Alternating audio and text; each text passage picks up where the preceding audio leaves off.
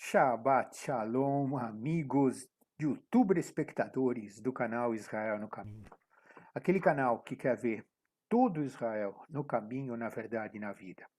E aquilo que nós sempre dizemos. Qual é o caminho? Qual é a verdade? Qual é a vida? Rubens, aí desde o Rio de Janeiro, nos conta o que é o caminho, a verdade e a vida. Rubens. O caminho, Shabbat Shalom a todos. Sabe, o caminho, a verdade e a vida chama-se Yeshua HaMashiach. Aqui no Rio, em São Paulo, em Jerusalém, em todo o mundo e até nos países onde ainda a semente de Deus pode não ter sido lançada, pode não ter sido prosperada, mas ela vai prosperar para a honra e glória do nome do Senhor, sabe? Amém. Amém, amém. É isso aí, Rubens. A paraxá de Amém. hoje chama-se Shelach Lecha, envia. E ela está em Números, Bamidbar 13:1 a 15:41.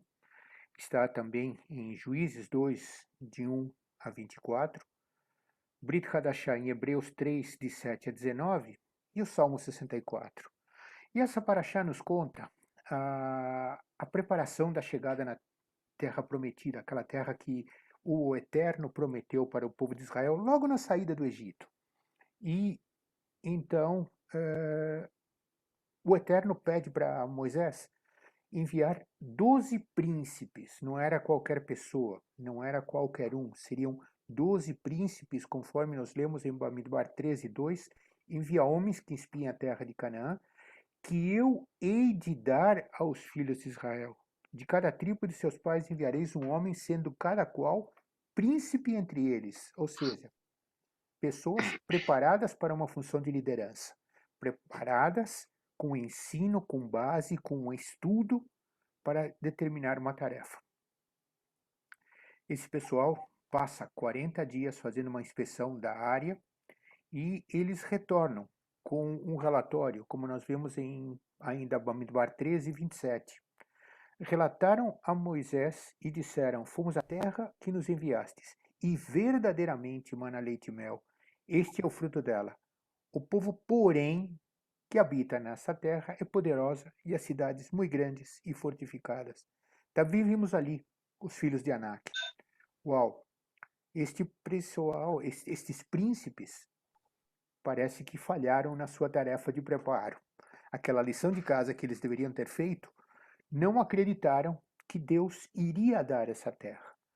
Eu sei que muitas vezes nós aqui, eu sentado em São Paulo, o Rubens sentado no Rio de Janeiro, você sentado em qualquer outro lugar do mundo, olhamos para trás e dizemos: Uau, eu teria feito a mesma coisa. Eu teria duvidado. Então eu pergunto a cada um de nós, e Rubens, me ajuda nessa resposta. Qual é o preparo que nós precisamos ter para executar as tarefas daquilo que Deus nos prometeu? O que você entende que seria necessário para cada um de nós, príncipes, e Deus nos fez sacerdotes, quer dizer, é muito acima da gestão de príncipe, porque nós estamos falando como embaixadores de Yeshua HaMashiach. Qual é o preparo que nós precisamos, Rubens? Sabe, é uma pergunta profunda, não é? Porque e podia ser respondida de uma única forma, de uma forma muito simples, dizendo vamos ter um espírito ousado, um espírito intrépido, não seremos covardes nem tímidos e vamos em frente confiando no Senhor. E isso parece ser o grande problema, o grande drama, na verdade, porque passou aqueles 12 homens. Haviam dois espíritos ali, um em Josué e Caleb e outro nos outros 10. Eu vou me estender um pouco mais em cima dessa pergunta, que é muito profunda, Sam e irmãos, e o que a gente consegue ver de importante realmente nesse contexto, dessa paraxá, e em cima dessa pergunta que você fez, Sami. Tudo começa quando o próprio Senhor disse a Moisés que enviassem homens realmente para espiar a terra de Canaã, que ele daria aos filhos de Israel. Era para ser enviado um homem de cada tribo, cada príncipe, como você falou. subir o Negev, como está escrito em português, né? Eu prefiro falar Negev, porque estou acostumado dos meus avós, escalar as montanhas e verificar como era a terra e o povo que ali habitava. Enfim, se eram fortes ou fracos, se poucos ou muitos, se eram cidades fortificadas ou abertas, se o solo era estéril ou era fértil. E como era o tempo das primícias das uvas, eles cortaram um ramo da videira com um cacho de uvas e 2 homens o trouxeram, né? Interessante. Então chamaram aquele lugar de Eshkol Erhat. Depois de 40 dias, para vocês terem uma ideia, os 12 homens voltam, apresentam a Moisés aquele cacho de uvas e disseram que era uma terra que manava leite e mel, mas também era uma terra onde viviam os amalequitas, os heteus, os jebuseus, os amorreus, os cananeus, e antes de qualquer coisa era uma terra de gigantes, de Anaquins, os filhos de Anak. Caleb, que era um dos 12 e tinha outro espírito, fez o povo calar a boca e disse: gente, com Deus é nós na fita. Vamos prevalecer contra aqueles incircuncisos. Mas os outros disseram que era impossível vencer aqueles gigantes, pois eram homens de grande estatura e diante deles nós somos como que gafanhotos. A diferença entre a fé e a incredulidade, entre agradar a Deus e a desagradar a Deus, começa a ficar patente aqui. A congregação se rebelou, choraram, murmuraram contra Moisés e Arão. Pasmem, sugeriram levantar um homem, um capitão, para que retornassem ao Egito. Retornar ao Egito seria o mesmo que você olhar para a cruz de Yeshua e disser: eu não quero mais saber desse sacrifício. Não me interesso por ele, prefiro continuar sendo escravo e acordar no inferno depois da minha morte. E não é assim que as coisas têm acontecido, Sami? Era gente que nasceu para ser perdedor quando o Berit Hadashah diz que nós somos mais do que vencedores em Cristo. Está lá em Romanos 8:37. Então Moisés e Arão, depois dessa reação do povo, eles caíram com seus rostos, depois de ouvirem tamanho absurdo, e Josué e Caleb, que haviam espiado a terra, se humilharam, rasgaram suas vestes e creram que se o Senhor se agradasse deles, eles conquistariam Canaã, conquistariam a terra. Tão somente não sejais rebeldes contra o Senhor e não temais o povo dessa terra, porquanto como pão nós podemos devorá-los. Retirou-se deles o seu amparo, o Senhor é conosco, não temais. Depois disso, os caras queriam apedrejar Josué e Caleb, até que o Senhor apareceu e disse a Moisés, essa narrativa é tremenda, até quando, Deus disse assim, até quando me provocará esse povo e até quando eles não vão crer em mim, a despeito de todos os sinais que eu fiz no meio deles? Deus tinha feito dezenas de maravilhas desde a hora que saíram do Egito e eles continuavam, na verdade, tendo visões de uma realidade carnal e não criam em Deus. Eles viviam por vista e nós vivemos por fé. Essa é a grande diferença. Então Deus disse o seguinte: com pestilência eu ferirei e o deserdarei e farei de ti, falando para Moisés, um povo maior e mais forte do que esse. Então Moisés, que era um intercessor, um tipo muito parecido com Cristo, disse o seguinte: Senhor, os egípcios não somente ouviram que com a tua força fizeste subir esse povo do meio deles, mas também ouviram, né, mas também o disseram aos moradores dessa terra. Ouviram que tu, ó Senhor, está no meio desse povo, que face a face, ó Senhor, o Senhor aparece diante deles, tua nuvem está sobre eles, e vais adiante deles numa coluna de nuvem de dia e numa coluna de fogo à noite. Se matares esse povo como um só homem, que era o que o Senhor queria fazer, aqueles que ouviram sobre a tua fama vão dizer o seguinte: não podendo o Senhor fazer entrar esse povo na terra que lhe prometeu com juramento, os matou no deserto. Agora, pois, olha a sabedoria que o próprio Deus deu a Moisés. Agora, pois, rogo-te que a força do meu Senhor se engrandeça, como tens falado, dizendo: o Senhor é longânimo e grande em misericórdia, que perdoa a iniquidade e a transgressão, ainda que não inocenta o culpado. e visita a iniquidade dos pais nos filhos até terceira e quarta gerações. Perdoa, pois, a iniquidade desse povo, segundo a grandeza da tua misericórdia, e como também tens perdoado a esse povo desde a terra do Egito até aqui, porque era uma afronta atrás da outra. O Senhor, então, disse o seguinte a Moisés, gente, segundo a tua palavra, o Senhor colocou esse espírito em Moisés, e o próprio Moisés faz a vontade de Deus. É como se ele dissesse, Moisés, ora desta forma, porque senão eu vou soltar o fogo aqui de cima nessa turma. O Senhor disse a Moisés, segundo a tua palavra, eu lhes perdoei. Porém, tão certo como eu vivo e como toda a terra se encherá da glória do Senhor, nenhum dos homens que com juramento prometi a seus pais, sim, nenhum daqueles que me desprezaram vai entrar na terra, haverá. Porém, o meu servo Calebe, visto que nele houve outro espírito e perseverou em me seguir, eu farei entrar na terra, a terra que espiou, e a sua descendência a possuirá. Ora, os amalequitas e os cananeus habitam no vale. Mudai amanhã de rumo e caminhai para o deserto, pelo caminho do Mar Vermelho. Depois disse o Senhor a Moisés e a Arão, até quando sofrerei essa má congregação que murmura contra mim? Tenho ouvido as murmurações que os filhos de Israel proferem contra mim. Dize-lhes, por minha vida, diz o Senhor, que como falaste aos meus ouvidos, assim farei aos outros. Nesse deserto cairá o vosso cadáver, como também todos os que de vós foram contados, segundo o censo, de 20 anos para cima, os que dentre vós contra mim murmurastes, não entrareis na terra a respeito da qual jurei que vos faria habitar nela, salvo Calebe, filho de Jefoné, e Josué, filho de Num. Mas os vossos filhos, de que dizeis, por presa serão, farei entrar nela, e eles conhecerão a terra que vós desprezastes. Porém, quanto aos outros, o vosso cadáver cairá nesse deserto. Vossos filhos serão pastores nesse deserto 40 anos e levarão sobre si as vossas infidelidades, até que o vosso cadáver se consuma nesse deserto. Segundo o número dos dias em que espiastes a terra, 40 dias, e tereis experiência do meu desagrado. Eu, o Senhor, falei, assim farei a toda essa má congregação que se levantou contra mim. Nesse deserto se consumirão e aí falecerão.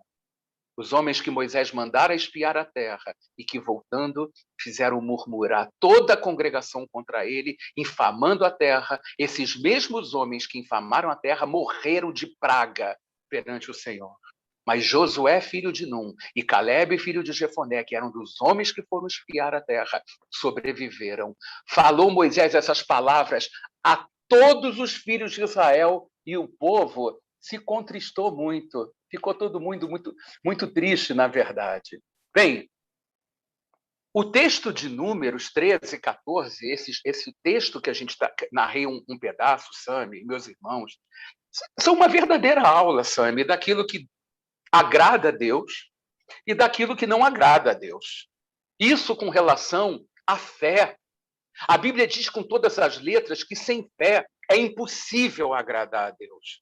A solução dos 10 de se tornarem verdadeiros perdedores diante de Deus é porque não creram. A pergunta, veja, trouxeram as uvas e viram os gigantes.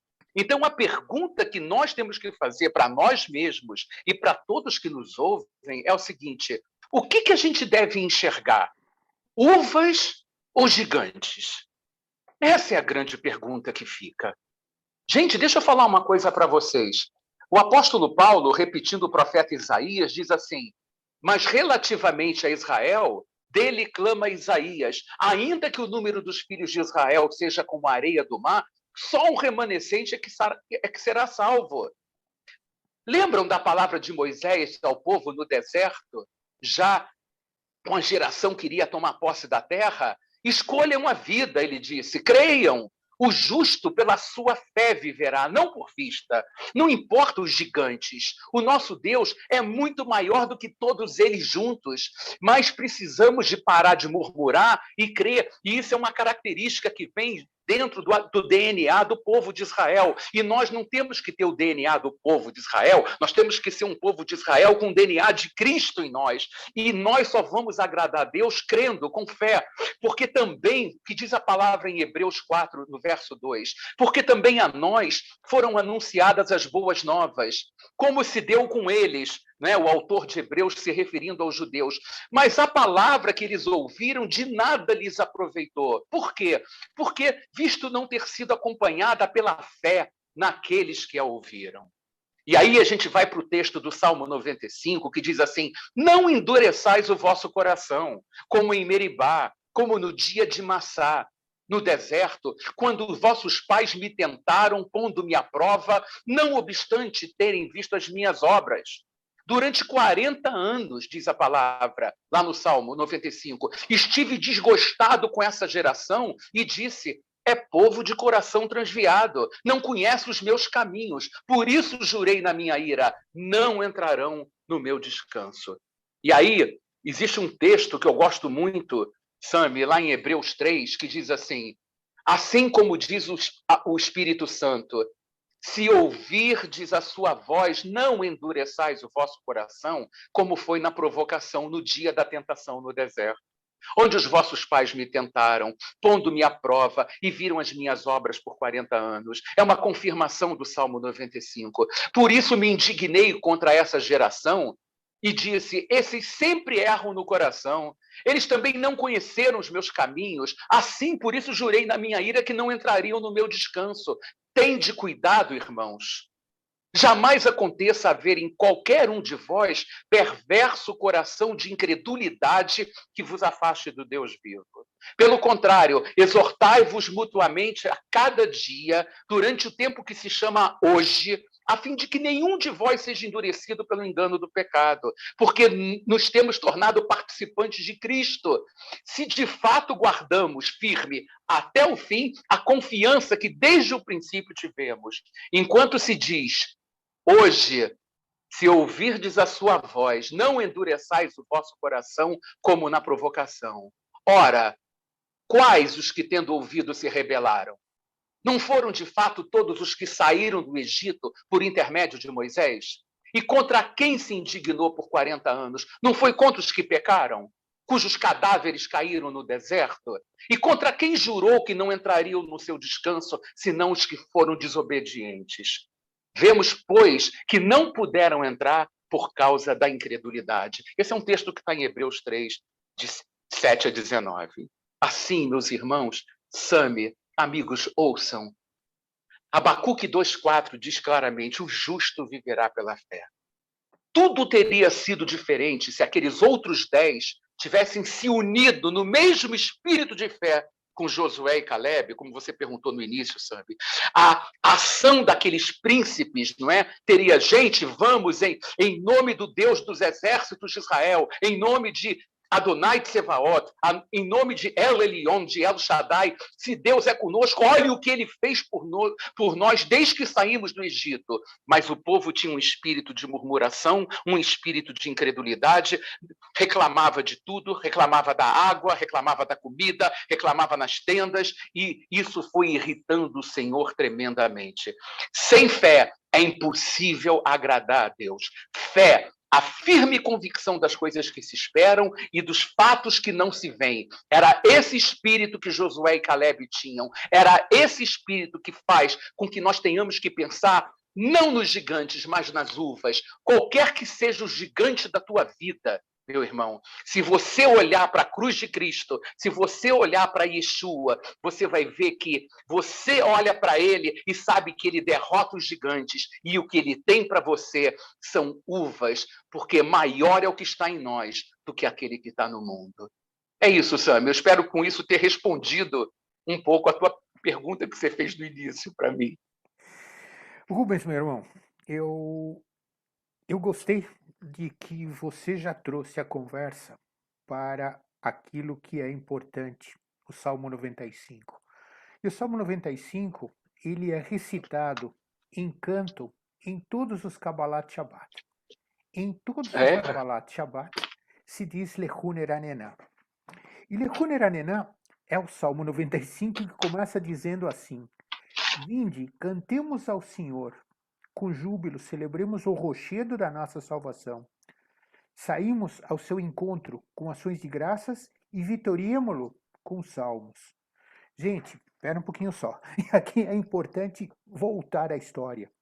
Tirar aquele porém que tinha sido colocado, tirar aquele porém que foi trazido de uma maneira desastrada, tá? O desastrado aí vem de que este povo que está numa sinagoga cantando Lehuneranena declara isto, porém, no final do salmo, eles são alertados. Este é o nosso Deus e nós, povo do seu pasto, e ovelhas à sua mão. Hoje, se ouvirdes a sua voz, não endureçais o coração como em Meribá, que é o que nós acabamos de ler na Torá. Como no dia de Massá, no deserto, quando vossos pais me tentaram pondo-me à prova, não obstante terem visto as minhas obras. Durante 40 anos estive desgostoso com esta geração e disse, é povo de coração transviado, como você disse agora, Rubens, não conhece os meus caminhos. Por isso jurei na minha mão, por isso jurei na minha ira, não entrarão no meu descanso. Eu acho importante esse texto, porque se nós cantamos este hino, este salmo, nós temos que ter certeza daquilo que nós estamos dizendo. Deus olhou para aquele povo e disse assim: eu não aguento mais vocês. Chega, vocês me irritam o tempo inteiro. A murmuração é o que nos afasta de Deus. Porque a murmuração, na verdade, traz o peso da descrença. E nós, como um povo de príncipes, como um povo de sacerdotes, nós fomos feitos para a honra e a glória do nome do Hashem. A honra e a glória do Eterno.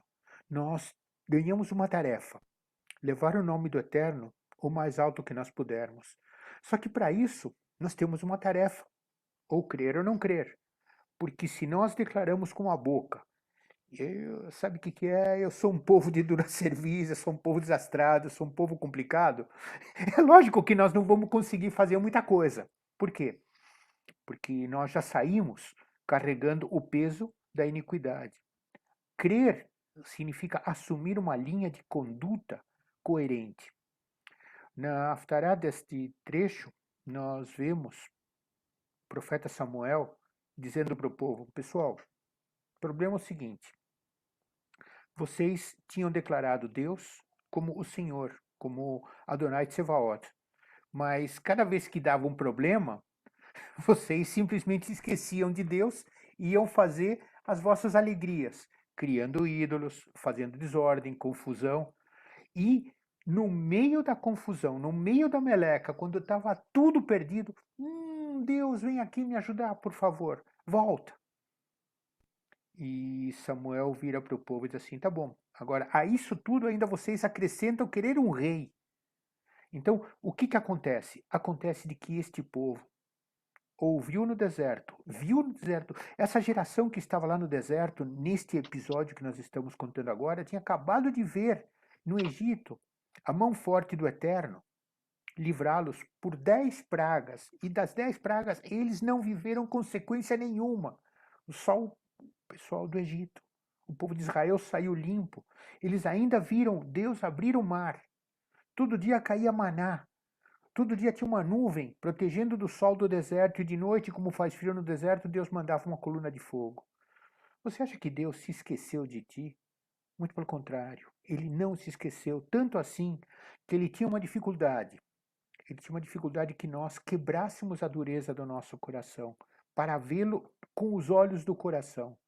Eu tenho o privilégio de ser míope, então de vez em quando eu ponho óculos. Então eu sei que eu não enxergo. Agora, com os olhos do coração é outra história. Aí não tem miopia. Aí tem crença ou não crença. Se nós cremos no Deus da Torá, se nós cremos no Deus que tirou este povo do Egito, pode ter certeza de que as vitórias vão acontecer. Cabe a você crer que Deus vai fazer de ti um ganhador, ou você faz o teu trabalho e você fica sendo um perdedor. Tudo isso que nós estamos contando para vocês está escrito na Bíblia. A tua Bíblia está do teu lado, caso você queira. Se você não tem uma Bíblia do teu lado, está cheio de aplicativos onde você pode pôr no teu telefone, no teu computador, a Bíblia para você ler. Esta Bíblia que você tiver de tua posse vai te mostrar na leitura a grandeza do teu Deus. Você estava falando sobre a fé novamente, e eu me lembrei que dentro desse contexto todo, quando Moisés estava escolhendo os 12 para subir o monte, para trazer notícias, na verdade Josué se chamava Oséias. Isso para mim tem uma conotação muito importante. O nome dele era Hoshia. Hoshia significa salvação em hebraico. Mas ele chamou Oséias, passou a chamar de Josué, que é Yehoshua. Yoshua. Na verdade, deixa de ser salvação para mostrar que Deus é a salvação. Porque é Yah, vem o nome Yah na frente. Que cada um daqueles que você está se dirigindo, que nós estamos nos dirigindo, possa, pela fé, colocar o nome Yah na frente. É Yah Sami, é Yah Rubens, é Yah João, é Yah Pedro. Ou seja, não somos mais os nossos esforços que nos trazem vitória, Sami, mas é quando Yeshua está na nossa frente, é que a vitória nos é trazida. Não foi sem propósito que, antes de subir um monte para espiar, o nome de Oséias foi realmente trocado por Josué. Isso é muito profundo e se compatibiliza com tudo aquilo que você tem falado. Então, e todas essas histórias que estão relatadas na tua Bíblia, cabe a você olhar para a tua Bíblia e ver de que todos esses livros foram escritos por homens preparados como príncipes do povo para viver a alegria da vitória, daquilo que Deus fez por ti no Calvário. Yeshua HaMashiach, ele olhou para ti e disse: eu te quero como um vencedor. E porque eu te quero como um vencedor, eu queria que você estivesse nesta vitória junto conosco, caminhando no caminho, andando na verdade e tendo a vida que Yeshua HaMashiach queria que você tivesse, que o Adonai Tsevaot queria que você tivesse, que ele Elion, o Altíssimo, preparou para ti. Não fique na descrença. Creia com teu coração aberto que tu és um escolhido e és especial para Deus. E é nessa direção que nós queremos te desejar. Um Shabat de muita reflexão, de muita leitura da tua Bíblia. E que Deus te abençoe com sabedoria para dizer: eu vivo num Shabat todos os dias, porque esse Shalom excede. Shem Yeshua HaMashiach. Shabbat Shalom. Glória a Shabbat Deus. Amém. Shalom. Shabbat Shabbat Shalom. Shalom, gente.